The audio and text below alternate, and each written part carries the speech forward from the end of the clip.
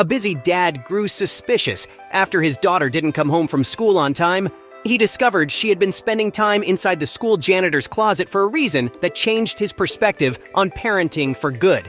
Clive was a single father to his 8-year-old daughter, Stacy. His beloved wife Stella died from a terminal illness, and the loss devastated Clive and Stacy. After Stella's death, Clive buried himself at work. He believed he needed to work extra hard to pay the bills and provide Stacy with a good future. Likewise, Stacy also took her mom's death hard. She suddenly became silent and would barely talk whenever she was home. She would often retreat to her room and draw fish.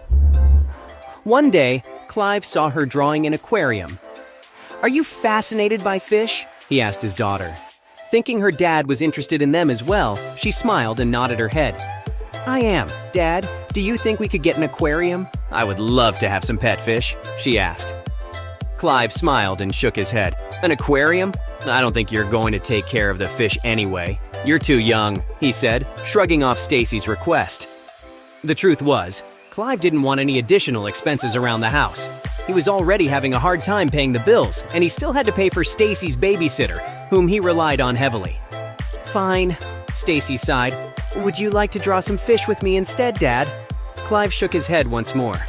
"Sorry, sweetie. Dad's a bit tired from work. I'm going to rest," he replied before leaving her room.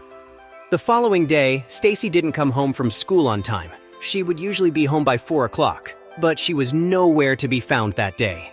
Her babysitter, Linda, grew worried. Linda decided to walk around the neighborhood to see whether or not Stacy was around. When she got back home almost an hour later, it was only then that Stacy followed suit. "Where have you been?" she asked the young girl. "I was so worried about you." "Sorry, Linda. I had so much fun playing in school that I overlooked the time." "Please don't tell Dad that I was late. It's no big deal," Stacy pleaded. Linda agreed not to tell Clive for as long as Stacy didn't do it again. "I'm responsible for you, sweetie. I don't want anything bad to happen to you, so please don't do that again," she warned. Unfortunately, the following day, the same thing happened again. This time, Linda decided to tell Clive about it. "Sir, Stacy isn't home yet, and it's already 5 p.m. Do you want me to go check the school grounds?" Clive told Linda to stay home in case Stacy came, but he left his office and went to the school himself. There, he caught Mrs. James, Stacy's homeroom teacher. "Hi, ma'am. I'm sorry to interrupt your afternoon. I just wanted to ask if Stacy has been staying in school longer these past few days. Is anything wrong?" Mrs. James asked Clive to sit down so they could quickly chat.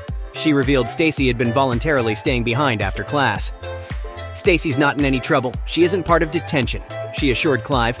"However, she stays behind to spend time with our school janitor, Mr. Peters.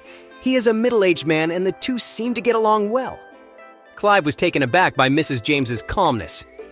"You mean to say you allow my daughter to be alone with a middle-aged man?" he asked. Mrs. James assured Clive that Mr. Peters was a good man who always spent time with the kids. He loves children and would often play with them after school. Besides, there are surveillance cameras around the school to ensure that all our pupils are always safe, she explained. After their quick chat, Clive was not convinced. The next day, he ambushed his daughter in school, barging inside the janitor's room. "Stacy!" he said loudly. The young girl and Mr. Peters jumped at the sudden sound. But before Clive could say anything more, he realized he had misjudged the situation significantly. What he saw inside the janitor's closet brought tears to his eyes. Stacy was sitting quietly, observing the fish inside a beautifully designed aquarium. Next to her, Mr. Peters was reading her a book about fish. "Dad," Stacy said in surprise, "I'm sorry. I've been spending time with Mr. Peters because he's teaching me about fish. Watching his aquarium makes me feel calm and less alone," she admitted. Clive realized that he had been neglecting his daughter for far too long. It was his responsibility to care for her and not Mr. Peters. He quickly apologized to the janitor for barging in on them and not being aware of Stacy's needs. Then he turned to Stacy and embraced her. "I'm sorry, sweetheart. I know it's been difficult for you ever since Mom passed away. I haven't been a present dad, and for that, you've been feeling lonely."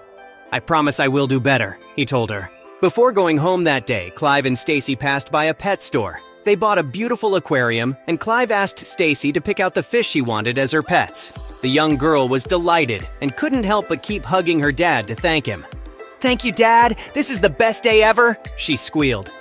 Every day when Stacy would come from school and Clive from work, they would spend time together watching the fish and reading books about them. Clive stopped alienating his daughter and spent all his free time with her. This piece is inspired by stories from the everyday lives of our readers and written by a professional writer. Any resemblance to actual names or locations is purely coincidental. All images are for illustration purposes only.